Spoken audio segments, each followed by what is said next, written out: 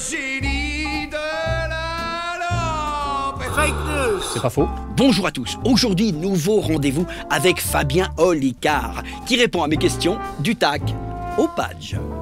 Décris-toi en une phrase. Curieux. Si ta vie était un livre, quel serait son titre? L'art de la guerre de Sun Tzu.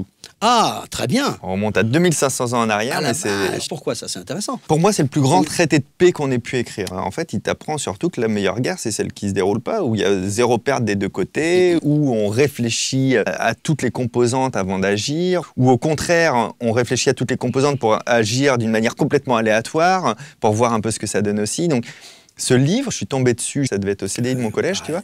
Ben, régulièrement, je le cite. Là, je suis en train d'écrire un livre, j'avais un passage à écrire sur la manipulation des médias, les fake news. Fake news. J'ai trouvé tout un pan, encore une fois, chez Sun Tzu, que j'ai remis dans le livre sans dire que c'est lui, et on a l'impression que je parle aujourd'hui des fake news de Donald Trump. Fake, disgusting news. Du coup, ma vie, c'est aussi un peu l'art de la guerre, parce que je vois bien qu'il y a toujours une notion de, pas de stratégie, mais de compréhension de l'autre, de compréhension de soi, pour que ça matche. Oui, c'est pas un champ de bataille, c'est un échiquier plutôt. Ouais, c'est ça. Les pièces sont là et ça. tu peux jouer de différentes façons de toute façon. Exactement, et avoir conscience des mouvements de l'autre, mais avoir conscience de ses mouvements. Un génie t'accorde 3 vœux. Moi, comme j'ai un cerveau bizarre, j'ai vraiment déjà bien réfléchi. Ben oui, c'est pour ça, je suis sûr que tu as réfléchi à ça. Donc, la première chose, je parle toutes les langues du monde, passé, futur, avenir et toutes les variantes, et je les comprends. Le deuxième vœu, je suis capable de remonter 5 minutes en arrière dans le temps, pas plus. Parce que si je peux plus, il n'y a plus d'enjeu dans la vie. Ouais. Et je veux qu'il reste des enjeux. Donc, c'est juste un petit droit à l'erreur de 5 minutes. Trop bien. Et le dernier point, je ne l'ai pas encore bien décidé, mais ce serait peut-être avoir la capacité, par exemple, d'apprendre rapidement à jouer d'un instrument de musique. Mais pas de savoir le jouer tout de suite, parce que là aussi, il faut qu'il y ait un enjeu. Parce qu'en fait, l'apprentissage, c'est le meilleur, c'est le meilleur moment. Sûr. Donc, je ne veux pas le perdre. C'est le chemin et le but, mais Ouais, c'est le tu chemin. vois, peut-être gagner de la rapidité dans ma capacité d'apprentissage. T'as vu, c'est pas des vœux Alors qu'il est incroyables, déjà en super fait. rapide. Et si un petit Fabien Olicard rencontrait le grand Fabien Olicard, qu'est-ce qu'il pourrait se dire? Il se jugerait beaucoup. Ah oui Ouais, j'ai déjà réfléchi à ça aussi. Putain, j'ai des trucs, quoi. T'as anticipé, c'est lui qui a écrit mes questions. Mais non, mais comme je passe ma vie dans les trains, les transports et tout pour la tournée depuis 10 ans, tu te fais des jeux mentaux comme ça. Et je m'étais dit, tiens, ce serait quoi si dans un rêve, par exemple, je rencontrais mon moi du passé et je me dis, il serait sûrement assez dur avec moi parce que... Le petit serait assez dur? Ouais, il dirait quoi? Parce qu'il dirait, tu peux pas me la faire. Et comme j'ai une grande capacité d'adaptation, je peux mettre un mouchoir sur certaines choses, je peux construire des murs dans ma tête, sur des trucs et tout. Et lui, il me dirait, je sais tout. Donc tu peux pas me la faire à l'envers. Et je crois que ce serait un psychanalyste violent du grand moi. Quel artiste t'a changé? Mano Solo. Mano Solo. Ouais. Et ce que les gens savent pas d'ailleurs, c'est que c'est le fils de Cabu. J'ai découvert sa musique quand j'étais au collège, lui aussi. Et vraiment, ça m'a marqué, changé, parce que ça m'a inspiré de plein de manières. Alors après, il y a d'autres artistes comme Alexandre Astier, par exemple, et c'est Dieu le Père pour moi. Non, mais Astier et toi, vous avez un truc pareil. Hein. Ah, bah, non, mais moi je trouve. Compliment. Hein. C'est pas faux. Si tu pouvais ramener une personne décédée, tu ramènerais qui? Je pense que je ramène mon grand-père maternel, parce que, contrairement à mon grand-père paternel, je l'ai connu, mais je l'ai connu si peu de temps. Et j'ai tellement entendu que je lui ressemblais, j'ai même vu quelqu'un tomber en larmes en me croisant un jour, une vieille personne, parce que j'ai rappelé trop mon grand-père. C'était fou, quoi. Puisque je ne me retrouve pas tellement dans le reste de la généalogie familiale, je dois descendre directement de lui. Et avec les souvenirs que j'ai, je me dis que c'est pas si con et je ne suis pas persuadé que ma famille le connaissait bien. Et j'aimerais bien le connaître. Moi. Il y a une vraie connexion, tu sentais qu'il avait la même dynamique peut-être. Si tu pouvais créer une loi que tout le monde devrait appliquer, ça serait laquelle? Tu joues, tu perds double. Je te prends un exemple. Balkany. Balkany et sa femme disent c'est pas à moi la maison Pamplemousse, c'est pas à moi machin. Ils en font un foin dans les médias pendant 2 ans. Ils se font condamner parce que tout ça c'était à eux. Plateau télé. Elle dit oui, bon ben on a dit que c'était à nous. Bah, on a dit que c'était à nous parce qu'on vient de le prouver que c'était à toi. Ça fait 2 ans que tu dis à tout le monde j'ai confiance en la justice de mon pays, nanana. Mais ce truc-là commence à me gonfler, tu vois. Et je me dis il faudrait faire un tu joues, mais si tu perds double. C'est-à-dire, tu as le droit de mentir comme ça pendant des années publiquement et au tribunal.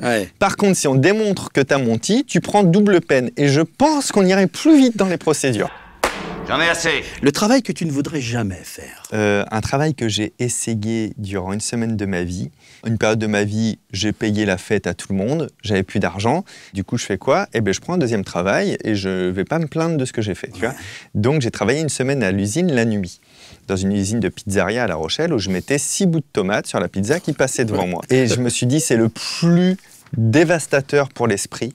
Et j'ai un profond respect pour tous ceux qui travaillent sur les chaînes de production, parce que c'est assez aliénant. Et là, évidemment, le cerveau, il est en mode d'un tel automatisme que c'est difficile. Et c'est 9 heures d'affilée, et t'as pas le droit d'avoir de musique ou un livre audio dans tes oreilles. Oui, tu vois ce que je veux dire? C'est vraiment pauvre. C'est un vrai emprisonnement. C'est très, très dur. Qu'est-ce qui te rend furieux? La bêtise, quand on ne veut pas s'en sortir. Un exemple d'une plus grande fureur de ma vie, j'ai 23 ans, je suis avec un pote et sa petite amie et on doit faire pile ou face pour lancer quelque chose. Et elle fait, ah, je ne sais pas ce que c'est pile ou face. Je vais te faire voir, c'est tout bête. Et elle fait, non, je ne veux pas savoir. Si, je vais te le dire. Vraiment, il faut que tu saches ça dans ta vie.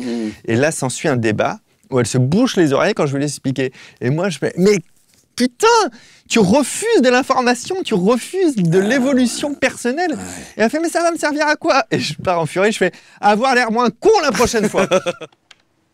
Avec qui aimerais-tu dîner? Personne morte ou vivante? Dîner, ben non, mais j'aimerais dîner avec Astier, vraiment. Et travers de porc, c'est pas mauvais, mais ça vaut pas des côtelettes. Les côtelettes, c'est plus savoureux. Ouais, c'est pas faux. Sans blague, vous savez pas ce que ça veut dire, savoureux? Si tu devrais échouer sur une île déserte, quels sont les 3 objets que tu emmènerais? Ah, ça c'est bien, j'y ai jamais réfléchi à ça. On a trouvé un truc. J'ai emmené un jeu de cartes. Parce que je m'ennuierai jamais avec un jeu de cartes. D'accord. Un bouquin de développement personnel ou de spiritualité que je puisse relire en permanence. Et la 3e chose que j'amènerai avec moi, ce sera un bon matelas. Parce que si tu dors bien, tu es capable de toutes les prouesses le lendemain. Mérinos, le matelas des réveils en beauté. À quoi tu penses en te couchant? À beaucoup de choses. Moi, je dors très très peu. Ça tourne beaucoup. En fait, malgré moi, me reviennent les variations de la journée, les choses que j'ai perçues, etc. Et les choses que j'ai pas réussi à relier ou à comprendre. Et ça peut me prendre une nuit, en fait. Donc, j'essaie de lire jusqu'à épuisement, en fait, le soir dans le lit, pour que la dernière chose à laquelle je pense, c'est j'en peux plus. Tu vois. À part en toi-même, l'endroit au monde où tu te sens le mieux? J'ai un rêve récurrent. Je rêve, peu importe la situation, le lieu, tout ce que je vis. Dans mon rêve, je me sens chez moi. Alors ça peut être une caravane, une voiture, une maison, un château, ce que tu veux. Je pense que je n'ai pas encore trouvé ce vrai chez moi, où je me sens vraiment à ma place. Donc, ce sera la maison de mes parents. Parce que c'est le 2e endroit que je rêve le plus la nuit.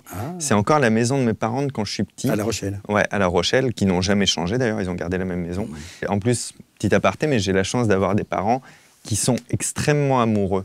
J'ai toute ma vie vu des parents qui s'aiment et je crois que cette maison avec ses parents qui s'aiment me rassure beaucoup. Tout à fait. C'est quoi la raison pour laquelle tu as pleuré la dernière fois?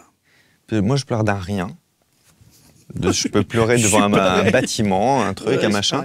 Et donc là, j'ai lu la biographie autoproduite de Mike de Sinsemilia. Mais tu sais que je le connais. Mike Dinka. Mais bien sûr, je le connais. C'est drôle. Et j'ai pleuré plusieurs fois dans le livre parce que, en plus d'être touché par leur histoire, forcément, la vie de tournée, c'est ce que je vis aussi. Et donc, j'ai revécu des moments et je comprenais émotionnellement ce qu'ils ressentaient.